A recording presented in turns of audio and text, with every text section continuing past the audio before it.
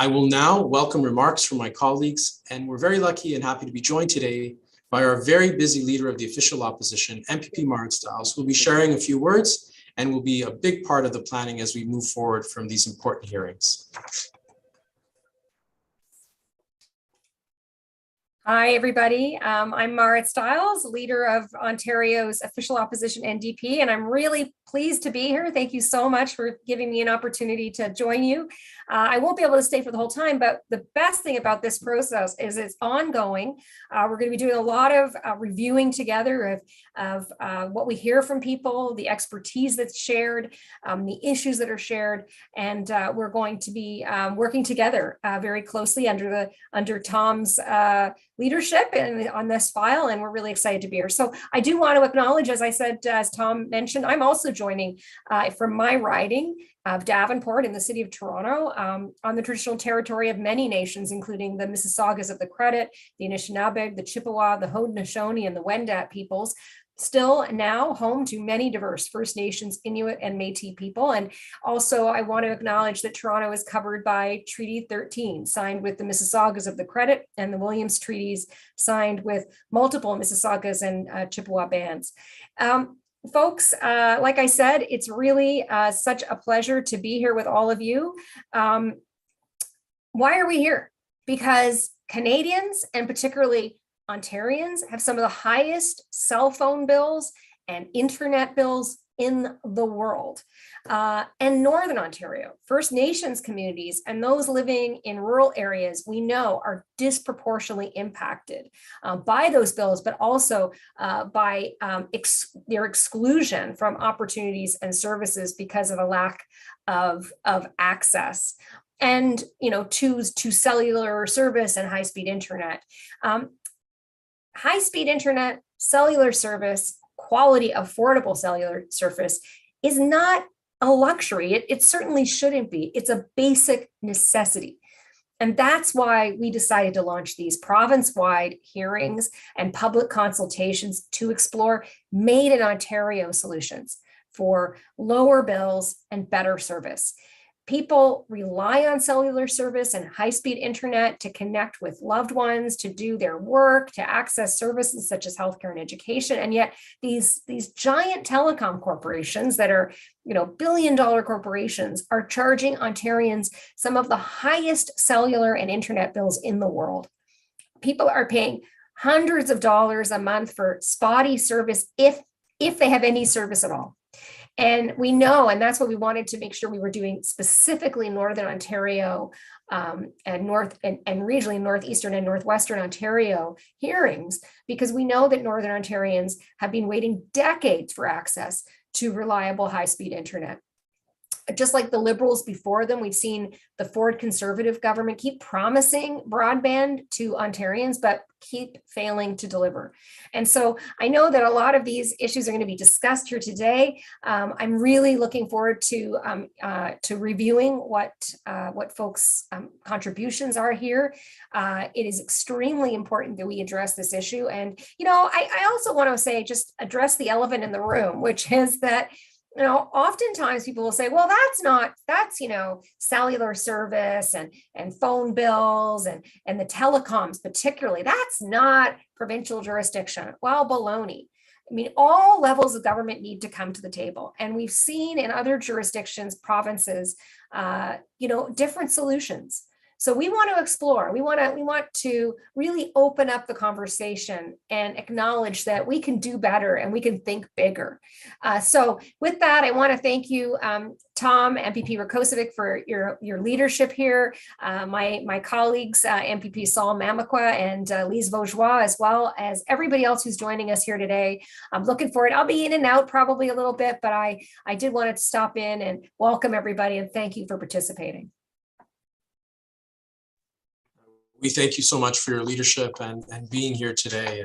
And again, thank you very much. I will now be moving on to MPP Saul Mamakwa, who will be sharing his own introduction. Miigwech, thank you, Tom. It's good to be part of the discussions and some dialogue on what when we talk about telecommunications, whether it's internet, whether it's cell service, and it's important to have that dialogue, especially on how we how it impacts the people in the north. And I'm currently in a vehicle because I'm traveling. I have a fairly large riding that requires me to get to places where I have to fly. And why I talk about that is because of the when we talk about self-service, I'm actually flying to a fly-in First Nations later in a couple of hours, and I'm going to have 2G. 2G pretty much means it's text and also just a call. There's no data, and that's where I'll be at. And unless and those are the realities of the north, far northern Ontario, and then also limited. I'm sure there's certain places I'll be going to different places to access Wi-Fi. Perhaps places that have Starlink, right? So, and I think that the Northwestern Ontario is a very unique, and sometimes we left to a place where where we do not have the proper infrastructure, such as telecommunications, and I think we're not in the 1990s or 2000. This is 2023, and we should be up to date on the telecommunications all over Ontario. And I think when we talk about again equity, equality on the service, and that's why we want to be able to hear on what's happening in the north and Northwestern Ontario specifically. So thank you, Tom, for arranging this. Thank you, Marat, for the leader of the opposition, for joining us, and good to be part of this conversation with Lise Bourgeois as well, and the people that are here. Miguel. Thank you very much, MPP Mamakwa, and I know that you're sharing your own personal challenges with the internet connectivity, which is why we're doing this. So I'd like to now pass the mic on to MPP Lise Bourgeois.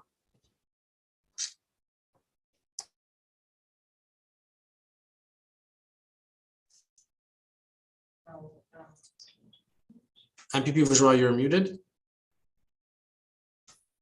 All right, let me try that again. I'm Lise Bourgeois. I'm the MPP for Thunder Bay Superior North. I'm currently in Thunder Bay and on the traditional territory of the Anishinaabe and many Métis communities here. And we are governed by the Robinson Superior Treaty of 1850. And this is specifically the traditional territory of Fort William First Nation. We've got a pretty unique mix. I'll say we've got a mix of all kinds of conditions here. And I'm glad that we are starting this conversation. And I know that it's going to carry on beyond today as well, because there's certain people who need to be part of the conversation who weren't able to be with us today. But this riding is 93,000 square kilometers. I think Saul's riding is even bigger. But in my riding, it's all via the highways and driving. It's all drivable, but they're quite very long distances. So probably the most northerly First Nation here is Arrowland with a municipality of Nikina right beside it. And what's one of the things that's interesting is that Thunder Bay owns its own telecommunications company, T-Bay Tel. It's been here for a long time. And they give a very substantial dividend to the city every year. So it's one of the reasons for me to sign on to T-Bay Tel. T-Bay Tel and Bell are probably the biggest providers here. I know that Anishinaabe Nation is accessing Starlink for some situations, but I also know it's very spotty. In my own, just about half an hour from here on Silver Falls Road, one part of the road you can get service from Bell, another part of the road you can get service from T-Bay Tel, but you can't, if I'm in the Bell area, I'd have no service. So it's, and that's just my own little area. So I'm looking forward to also to hearing what people have to say and can tell us about what's going on.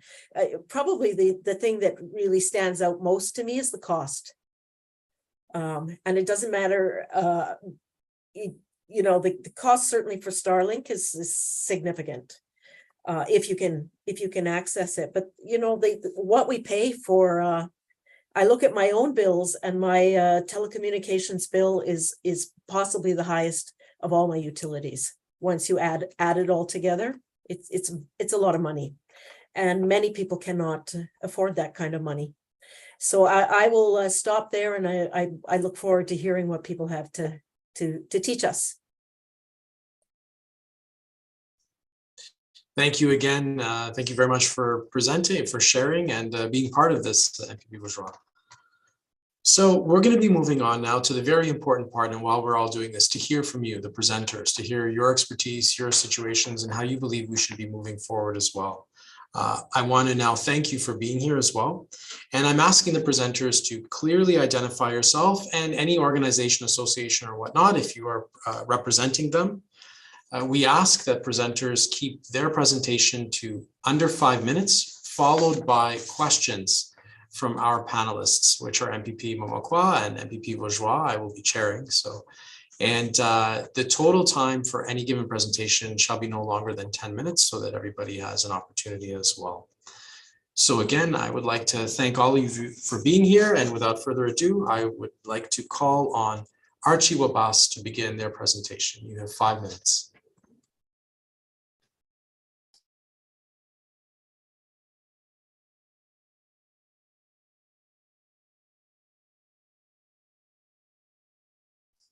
Archie, are you there? I see that your mic is unmuted.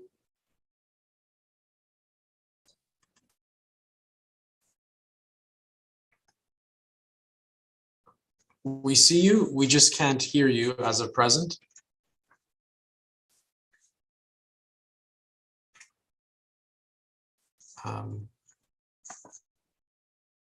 Archie, do you hear us? Can you write in the chat if you hear us? Oh, okay, you hear us. There you are. We don't hear you.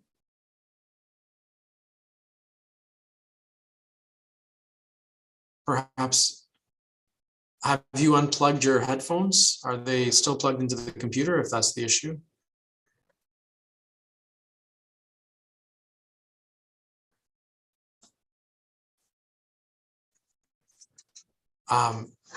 Archie, we can't hear you. I'm going to just move on to the next presenter, just in the interest of time, but we will be coming back to you and hoping that we could find a workaround with the technical difficulty that you're facing at this moment. Okay, we'll be returning to you.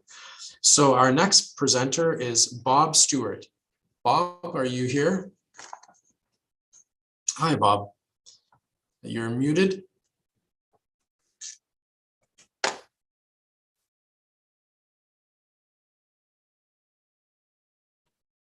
Okay, we're also not hearing.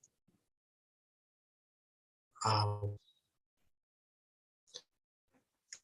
don't know why we're not able to hear you as well.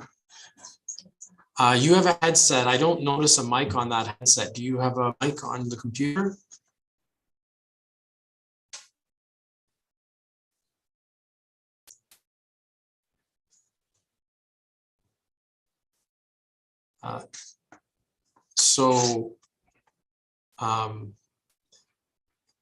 Again, I am going to, I noticed that you have a headset, but I don't see a microphone at least attached to it, at least visibly. I saw one on Archie's, for instance, but I don't see one on yours. Okay. Bob, I ask if you could remain as well. We'll see. I'm going to be talking to my team as well about maybe there might be another workaround, maybe a number you could call into or something to that effect. We'll see what we can do. I'm just going to move on to our next presenter and we will come back to you, okay? I apologize, I'm not sure why this technical difficulty is happening. We'll move on to our next presenter, Jesse Fiddler. Yeah, can you hear me? I do, thank you. Welcome and thank you for being here. Great, thanks for inviting me. And so my name is Jesse Fiddler. I'm the director for KNET. the Coconut Network. We're part of Kiwik-Nukok-Makahonk Tribal Council, and we are a network provider and cellular services provider for Northern Ontario. So we have 26 sites for cellular, but we also provide network connections in partnership with First Nation communities right across Ontario. And so with that, we're involved with providing broadband transport, cellular services, and we've done this probably for about 23 years. So back in 2000, and a lot of this work was originally done with public investment from both the federal government and provincial governments. And we are very unique in that we're one of the first Indigenous owned networks in Canada and the world. And a lot of the work we've been doing has been pioneering in this field. But it does take required continual investment on the public side. So within the last 5 to 7 years, technologies have been growing and growing. And as Saul Mamakwa said, our cell phone network right now is limited to 2G for certain providers, for certain customers. We do have 3G, but the rest of Canada, the rest of the world has LTE and 5G. And what we've done is we're doing feasibility study for upgrading to the next level of LTE and 5G, but it requires a significant investment.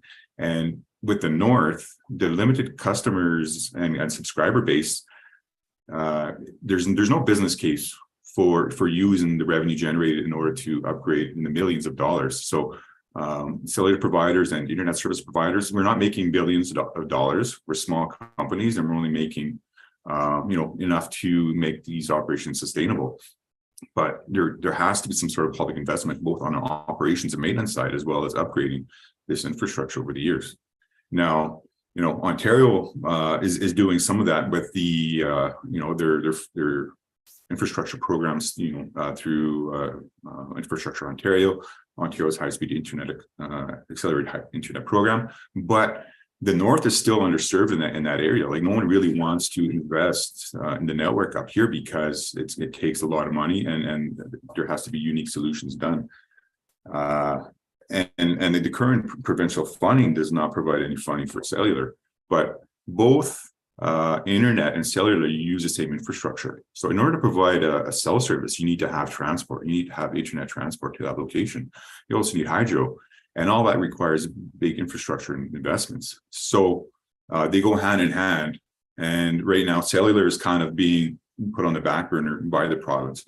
There is a CRTC fund right now that's their latest round of funding did address cellular as well as transport, but the federal government is only focused on covering major roadways. And so that's like the Trans-Canada and major highways. Now, most of Northern Ontario were remote and very rural. So we're on all-season roads and as well as seasonal roads. And these don't actually count as a official highway in terms of the federal government. So we're being overlooked in that regards by the federal government. So we were, all our northern communities were falling through the gaps here. So we need to address those discrepancies. We need to target funding for our First Nations and our rural communities. We've got Schuylkill, Red Lake in our region that have limited kind of spotty service. And Pickle Lake is another big one. Like right now, Pickle Lake is being served by Bell Canada, but not by Key Teller Rogers. And the reason being is that there's not enough infrastructure up there for them to make it a business case. So it's and right now the whole transport of almost Northern Ontario is owned by Bell Canada. So Bell Canada sets the rates that all other providers have to pay in order to access transport internet. So there is a monopoly there in Northern Ontario, and we try to work with Bell as much as possible, but sometimes the costs are astronomical. Like we currently have a project where we're upgrading their infrastructure because there was a capacity reached on this fiber network that was built like 7 years ago. And this fiber infrastructure that was built and funded by the governments already hit capacity. And this was on old equipment. And you think that a fiber network would be able to last for many years, but that's not the case. So right now we're engaged in this project where we're upgrading the fiber infrastructure as well as the community infrastructure to make more bandwidth available. So that's one piece of the puzzle that we need to that's currently being addressed, but it doesn't address the cellular side. So we and we do have plans. We do have a feasibility study to upgrade cellular, but it's going to cost $27 million. And the communities don't have the money to invest in that, as well as our business. I mean, we don't make enough profit in order to invest that amount. We will never see a return on that investment in 30 years. So that requires public funding. So, and we're looking at different avenues for that. So we're looking at the province, we're looking at the federal government, different funding programs. There's no avenue right now for that. So, thank you. Thank you very much for your presentation. I will now move to the questions from our panelists, MPP Bourgeois and MPP Mamakwa.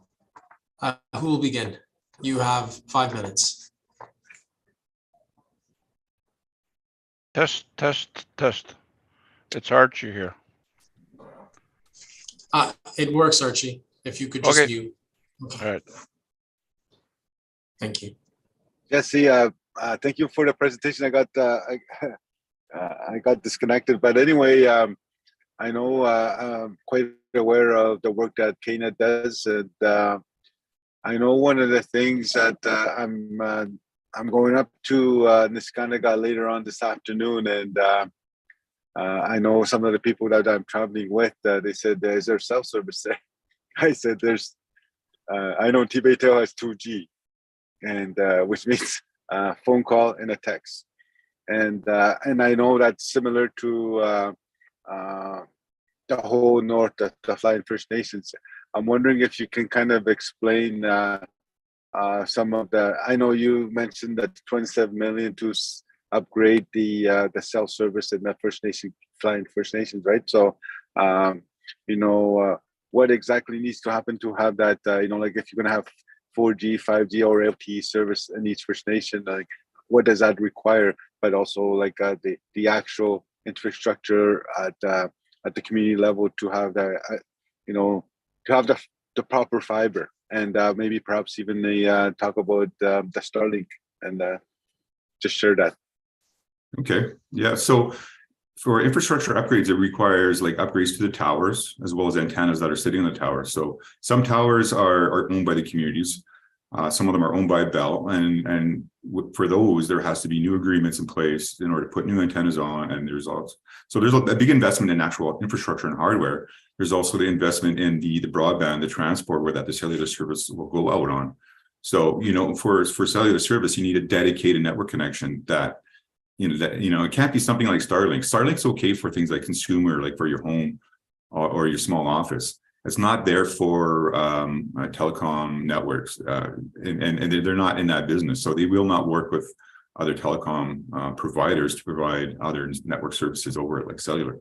So requires a big investment by in the infrastructure to upgrade that. Now, the other thing you talked about is you talked about roaming. So right now, the infrastructure in the north is KNET infrastructure that's owned with the community. It's a partnership.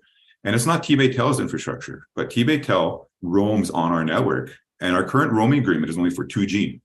So we need to enter into new roaming agreements with other partners. It could be with Rogers, T-Baytel, Bell, or TELUS, or even other these smaller providers. We can do roaming agreements, but with the current roaming agreements, we only get a very minimal amount of dollars for that roaming. So we don't generate enough revenue from roaming in order to pay for the infrastructure or for the ongoing operations. We actually lose money for every T-Baytel user on our network. So it costs us money in order to provide that service. So what we're doing is we're taking a hit on that. We're doing it almost pro bono in order so that people can come to our communities and use their T-Baytel phones or their Rogers phone. So we have to have very unique relationships with other providers for these roaming agreements in order to cover operational costs, because on our own, we can't do it. And these are agreements that we're going to have to approach like T-Baytel and Bell and Rogers and try to renegotiate. But there is like CRTC rules and regulations regarding that. But I think there has to be adjustments made to that in certain circumstances where you have a very low population density, where it's a high service coverage area, and it needs to be subsidized in some regards. And we need an avenue for that. We have 1 minute left. MPP Bourgeois, you're muted. Yeah, I'll pass. I think the questions Saul asked were covered what I was going to ask about. Thank you very much, Jesse. I already learned a lot that I didn't know. Thank you. Jesse, any final words before we move to the next presenter? You have about 30 seconds. Well, yeah, I just want to add on to roaming. There should be some more open roaming agreements between all providers. And as you know, as other comments have said, you know, you can have a Bell service area in one part of the province and Rogers in one of it, and you can't go from one to the other. So there is actually kind of coverage everywhere by cellular, but you have to be on a certain provider. So there needs to be some way of cross-provider roamings where they all work together. And as a customer on a service, you can go from here to there and use anyone's network, but that's currently not in place. So yeah, that's like Pickle Lake. I'll use my MPP phone, which has Bell, and then I have my personal phone with T-Baytel, and only Bell works in Pickle Lake, and that's what he's talking about. Thank you very much for sharing your experiences and expertise and being a part of these hearings. Thank you very much. We'll be now moving on to our next presenter. I will be staying unmuted because we have a workaround with Bob Stewart, whereby I'm going to be holding a phone here and I'm going to see if everyone can hear him. He's going to be communicating with us through his phone. Bob, can you say something? Okay, how does that work? Can people hear? Do you hear Bob? Okay. Okay, Good. all right. Bob, you have 5 minutes and we'll be moving to questions. Okay, thank you. First of all, I want to thank the committee for the opportunity to address them. My name is Bob Stewart. I'm a member of the board of directors of DOCURA, which is the District of Kenora Unincorporated Areas Ratepayers Association. Our organization represents the interests and concerns of 25,000 permanent and seasonal residents and property owners living outside of municipalities and First Nations in the Kenora District. Adequate and affordable internet in rural areas of our district has been a concern for a number of years. In some areas, only traditional dial-up's available or low-speed service. In other areas, there's no fixed wire service, and residents must use either off-air service, if available, or costly satellite. While both federal and provincial governments are investing over $5 billion in improving access, current plans and projects leave many areas of the North without what is now deemed essential service by both governments. To highlight the issue, a recent study by Blue Sky Net reported only 16% of 6,700 permanent residents in the Kenora District unorganized areas had high-speed broadband. In the neighboring Thunder Bay and Radio River districts, the percentage is less, just over 10%. It is worth noting that the number of people living in the unorganized areas of our district is growing. The 6,700 residents were recorded in 2016 census. As of the 2021 census, that number has risen to 7,500 people. That's a 12% growth compared to less than 1% for the district as a whole. This lack of an essential service, which could be provided using existing technology and equipment to any home or office connected to the electrical grid, using the existing utility right-of-ways and pole infrastructure, leaves those wanting adequate internet service utilizing various off-air Wi-Fi services, if available, or individual property satellite service. Both of these are much more costly than fixed wire service. Off-air Wi-Fi services in this area with a capacity comparable to or better than the 50/10 minimum government benchmark costs between $100 and $130 monthly. Satellite service ranges from $135 to $160 monthly. By comparison, a similar capacity wired service in urban Toronto costs less than $50 a month. And cost is a key reason many people living in the rural areas of the North are being left out when it comes to high-speed internet. Having a service available doesn't mean much if you can't afford it.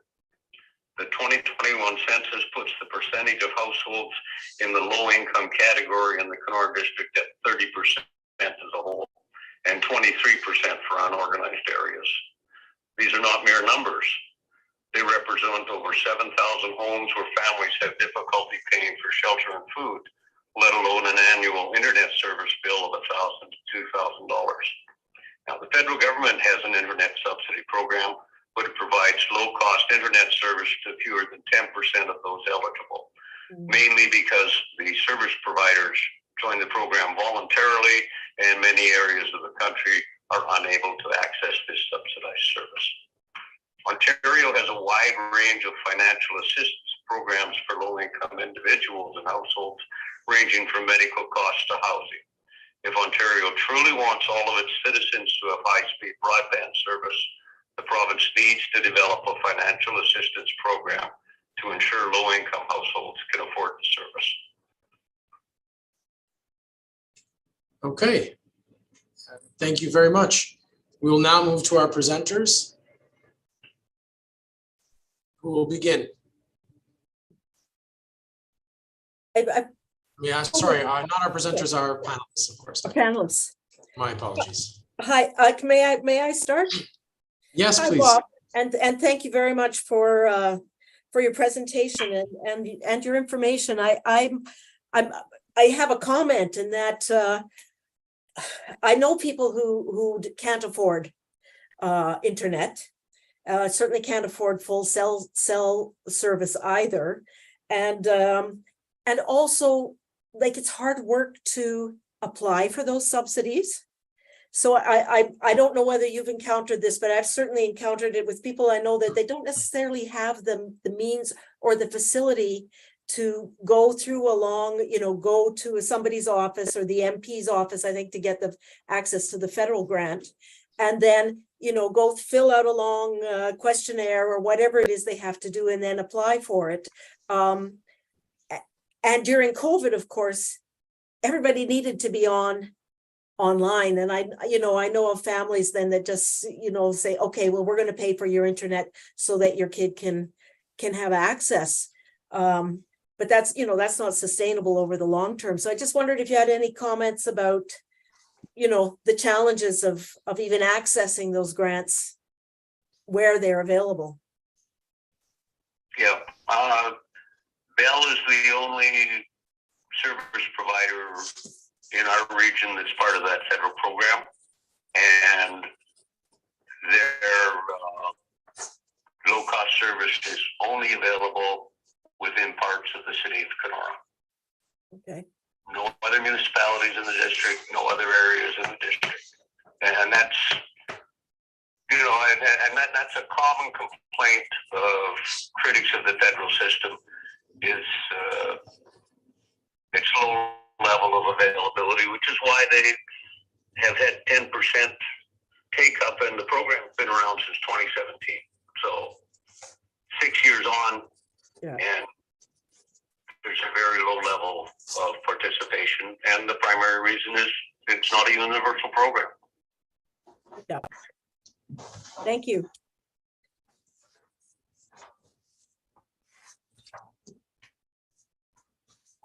Okay, MPP Mamakwa. Thank you, Bob Stewart, for your presentation. I know that one of the documents that was sent to us was the outlining the service gaps of the accelerated high-speed internet program, right? And I know the different regions, and when we talk about the Longbow Lake area, when we talk about the Clearwater Bay area, and the other areas like Black Sioux area, we know Northwestern Ontario is a vast area. It's a vast territory that has a very large amount of areas that are not serviced, whether it's by Bell service, whether it's by T-Bay-Tel when you talk about cellular service, and but also the internet, right? I know that sometimes we get forgotten as a North when we talk about these type of service, and I think if you can express the importance of having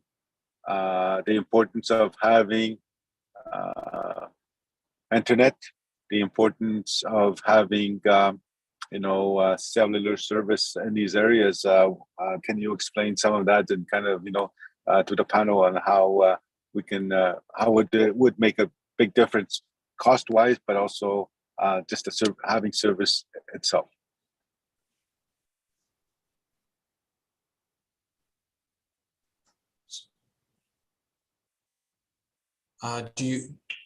Sorry, Bob, did you have an answer to that or a comment?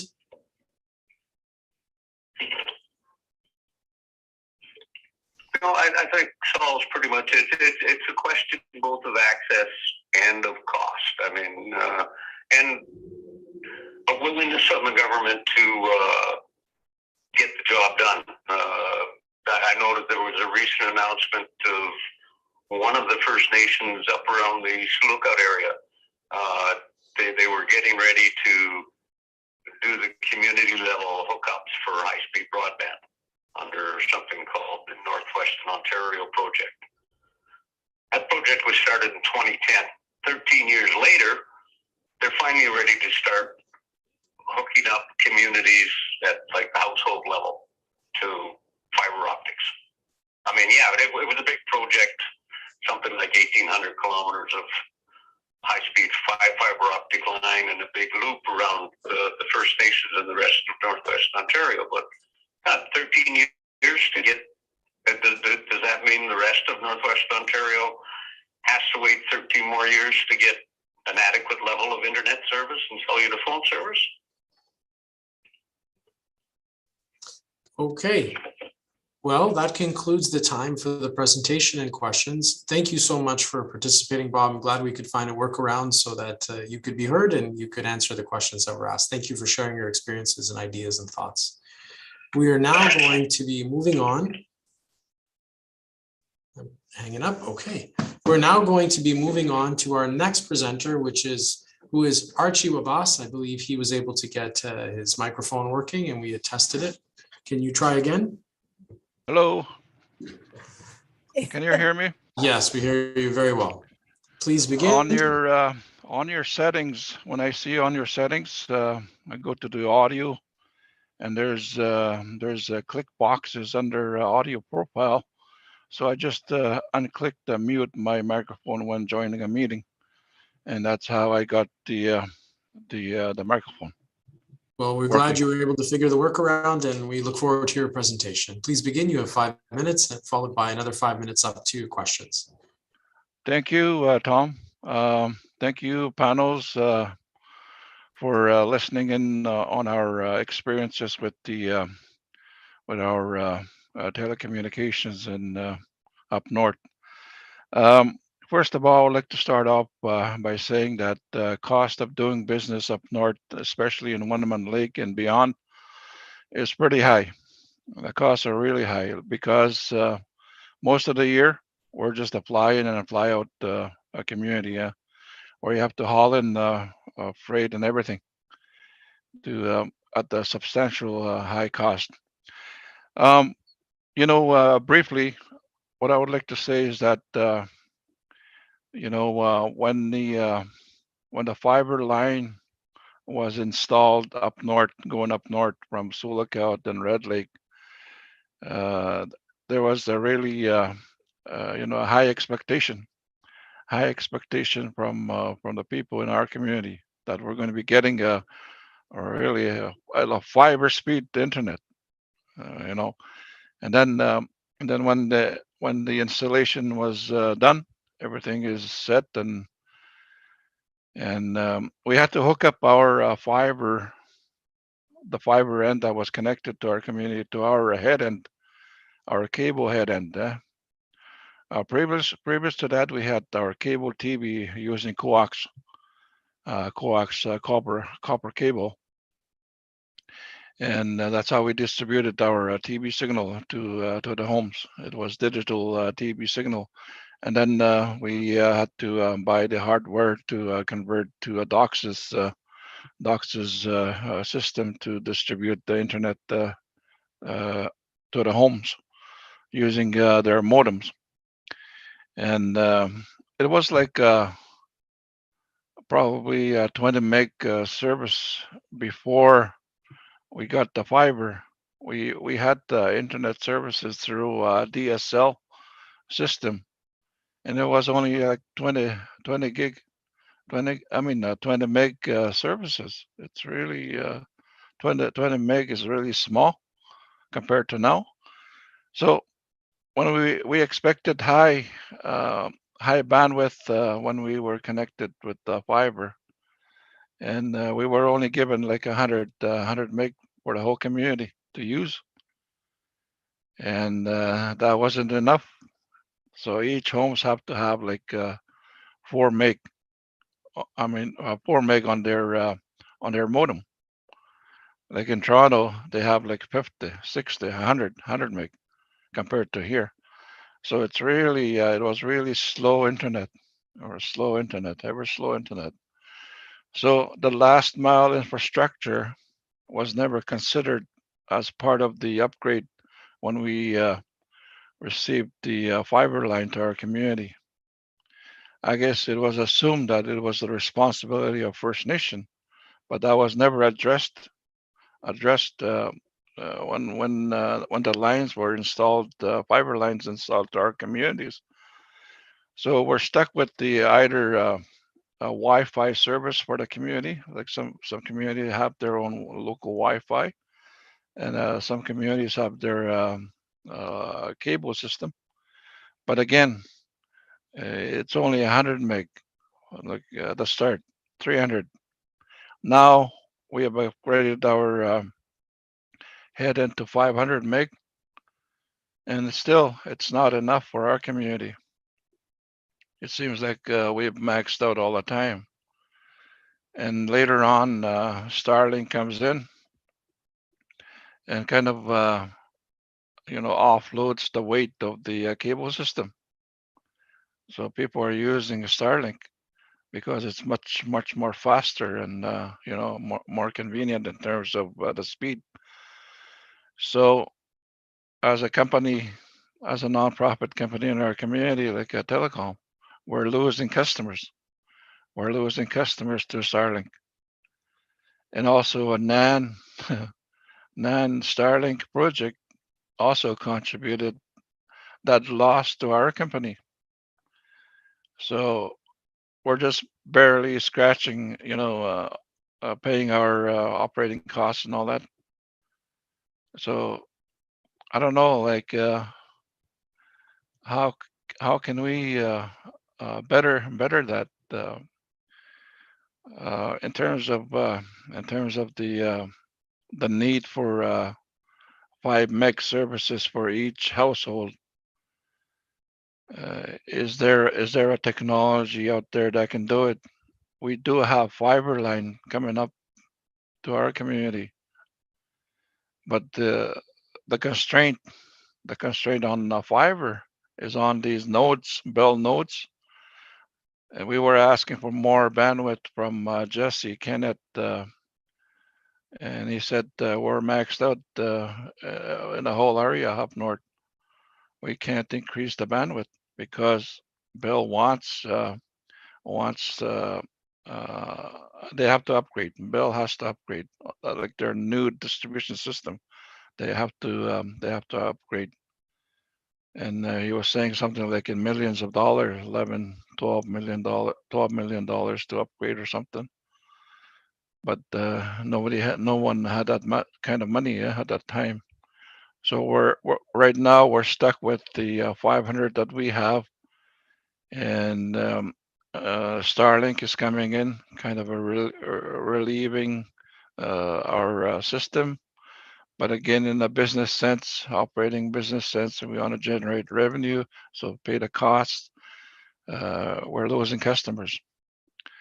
In order to benefit our First Nation, all the money is probably going to Starlink right now, like economic leak, as they would call it. But we would rather have the money circulate in our community to benefit the First Nation, the people, on various other investments and projects. But that's not the case. So what I'm saying is that communities didn't have last mile infrastructure when fiber line came in. It's either they used their Wi-Fi system in the community, deploy Wi-Fi system, or use their existing cable system. And the other problem that we're having is we cannot expand the fiber in terms of bandwidth, the bandwidth for each community, like a 1 gig or 10 gig service in our community. We can't have that, but it's in the works. Like Kenneth, Jesse just kind of mentioned that they've received funding to upgrade the communities with their head-end equipment, so they can distribute high-speed internet to their home. But again, fiber to the home is a dream, and it requires investment. It requires money to install fiber to the home project for each community. So I don't know when will that be. So we've done a feasibility study a while back, and the cost that we were presented was $13 million for Wanaman to do a fiber to the home, for each home to have fiber through our existing system. So I don't know, like in terms of Archie, Archie, can you talk about a little bit of the cellular service? Okay, What you the have? cell services, Yeah. the cell services that we have right now is I believe is 2G or 3G service, and we have we're using bell tower to put in those antennas. I think there's 3 antennas, omnidirectional setup, and when you go to the airport, and beyond in our community, that's when you start losing the signal. It's just because the way it was set up, our antennas are lower to the ground, so they cannot penetrate long distance. So we need to put them higher. If we put them higher, the customers that are close by the tower will not be able to access cell services. So we do text, we do have data through Knet, and phone calls, voice, but it's not reliable. It's not reliable service because of the low grade and standard of service, which is mainly G, So 2G or 3G or something. Thank you, Archie. We've got about a minute. You've given us a lot of information, and so we didn't proceed to the question part. But in the last minute, do any of our panelists have any comments to make with regards, or a quick question? We have a minute before we move to our final presentation. I think Archie really articulated well, the struggles and the challenge that they have with telecommunications and flying First Nations such as Wanaman Lake.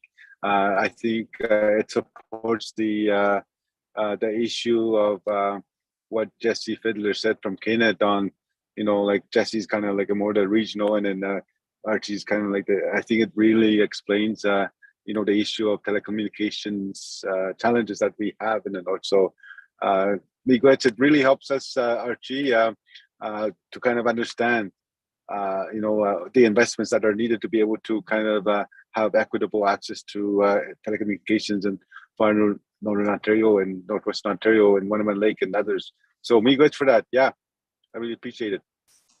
Thank you so much. maybe I can kind of suggest what I would like to see. What I would like to see Yeah. is that first of all, we need uh, we need funding. We need funding to improve our last mile infrastructure, which is the head end in our on our system, and there's cable system, and look at the various options in terms of how we can improve the internet experience quality, like the speed, the bandwidth, and everything. So that we need some dollars there, substantial funding on that side. So that's just a wired service. I'm sure other communities will probably want the same thing or a wireless. So there's variations in terms of each community probably has a cable system and a wired system, and how they receive the bandwidth internet is probably through satellite or fiber line. Yeah. All right. Thank you. Thank you very much for participating. You've given us some very, very important information as we move forward. Thank you again, Archie. Have a wonderful day. And we're moving on to our final presenter, and that's Andrea Strawson. Are you, can you turn on your camera and mic? Excellent. Let's test for sound. Okay, we hear you. Yes. Perfect. Great. Thank you. Thank you for having me today. Sorry, it might be a little loud for a second. I just printed something, sorry. But thank you for having me. My name is Andrea Strawson. I'm the Executive Director of Northwestern Ontario Municipal Association. We're a non-for-profit organization that advocates for the 37 municipalities in our membership across Northwestern Ontario. So I've been here listening to everyone, and I really appreciate all the comments that have already been said, because I concur with every one of them.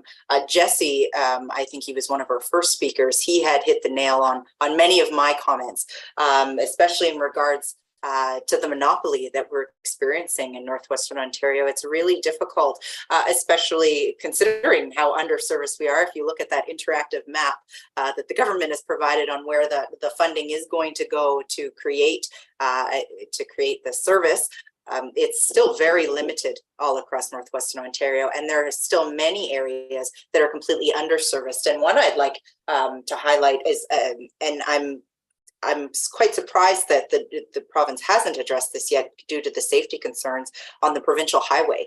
When you're driving from Thunder Bay to Dryden, there's about a 2-hour window right around Ignis area where there is not only no cell service, no radio service. You have nothing.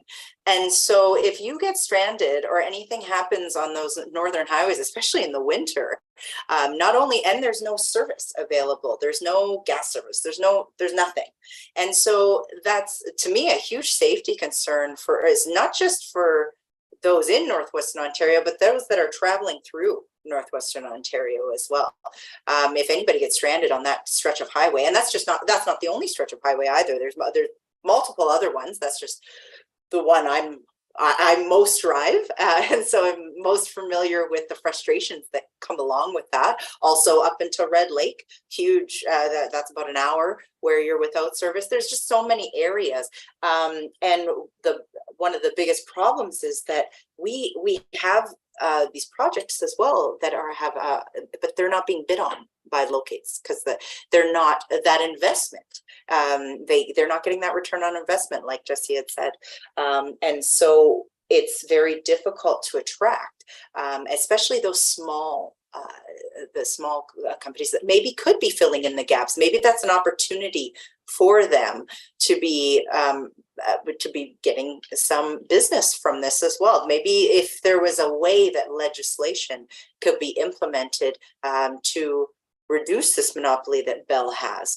I'm not sure how that would look, but I think there might be something there to enact some sort of legislation that may be specific to Northern Ontario, because this is something that maybe is only being experienced here. I can't speak for the South. But if there could be some legislation to remove that monopoly in some way, to allow for those smaller projects to maybe to bid on it. And then, there was another piece with that because in order to make it viable for those smaller projects, there does need to be some sort of subsidization.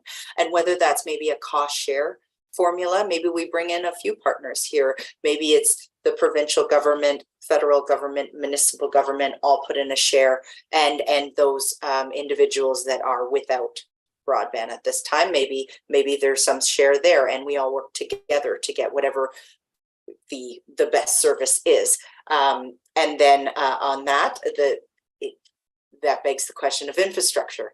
We're lacking in infrastructure, and municipalities do not have the funding to provide that infrastructure. So the only way that infrastructure comes into play is with grants. And I'm not sure of the process, but I have learned now that the process can be cumbersome. And so that is, and also we know there's a limited funds there. So it's not going to reach everyone. And then I did want to touch on the Starlink point as well, that there is such a possibility there for innovative solutions, especially if some sort of agreement between the provincial government and Starlink could, I think they must have some sort of agreement in order to be allowing the opportunity for rural people to get right now the service at $199 to get the infrastructure versus the original $1,000 it was. So there was some sort of discount in place there, but maybe there's other opportunities there that we can look into, especially for those areas that are completely underserviced. But to go back to the area between here and Dryden, if they're already proposing the transmission line that's going to be established between here and Dryden. Why not, while you have to put in infrastructure, why not work with the IESO, whoever is going to be working on this, to kill two birds with one stone and put in the infrastructure for self-service at the same time? Just a thought there, and looking into the future of energy, because energy is going to be there's going to be huge infrastructure investments in the near future. So why not work together and see if maybe there's places where we could do them both together, save the province some money, and help get service to people faster. Just a thought, but I think that hits most of my points there. So thank you for your time. Thank you very much for your presentation. We have MPP Bourgeois, if you have any questions or comments. Thanks very much, Andrea. My comment is, yes, there are many, many dead spots. There are dead spots between Thunder Bay and Marathon, Thunder Bay and Scriber, Thunder Bay and Red Rock, in fact, which is really, it's only an hour from here, and there are a lot of dead spots. So some of it that is due to the geology and the geography, right, where we've got big cliff faces and so on. But they are challenges, and as you say, in terms of safety, I think that's an issue, and we already have concerns about safety for multiple reasons. I think I just wanted to point out that, and actually I'm going to go back to Archie too, something Archie said, but that when we bring services, when people don't have access and they also cannot contribute in the same way. So this is not just a one-sided thing where people in the North are begging for services, and please include us too, even though it's going to cost more, which it will because of the distances and the geography. But it's also that the rest of the province is missing out on the gifts and wealth that people in northern communities have to share with everybody else. Now, I wanted to go back to Archie, because now, Andrea, you were saying, that the satellite service Starlink there might be some solutions in there, or some opportunities for deals. But I think, Archie, you were also pointing to the fact that you've got, you have your own nonprofit business there, and if Starlink is taking that away, I wonder, apart from it making your business struggle, it's also the community is losing out on own source revenue. if I'm understanding that correctly. And that is something that's so important to every single Indigenous community, probably every single municipality as well. But to have access to own source revenue. So I think that that should be in the mix of when we're thinking about how to problem solve for different communities. Okay. Any further questions, or if not, any final comments, Andrea? No, just thanks, and hope to see you at the conference, please. Yeah, you will. Did we lose Saul? I believe that he had a flight to catch, Right. urgent matters. So we're very lucky and happy that he was here as well, presenting, being a panelist as well. So that concludes our presentations, the hearing for today. I'd like to thank everyone who took the time to express interest in our telecom hearings as we move forward for a better future of accessibility and more affordable costs across all of Ontario, and especially in the north. I want to thank my MPP colleagues, MPP Bourgeois, MPP Salomakwa, and of course, our leader, MPP Marit Stiles, leader of the official opposition, who was able to drop in. All of the information of these hearings, we are gathering together, and we'll be moving forward with a plan to deal with the telecom situation that we have in Ontario, where we pay some of the highest rates in the entire world. And in addition, where so many areas of this province still are not connected or not seeing the connections that they need. So again, I want to thank you very much. And I ask all to please stay tuned for upcoming dates by visiting my website, mpptom.ca. And do not hesitate to reach out if you have any additional information you'd like to share in written format. We are collecting that as well. So again, stay tuned for our next hearings. Thank you very much and have a wonderful day. We appreciate you and we appreciate your participation. We continue to learn a lot and we appreciate your experiences. Thank you.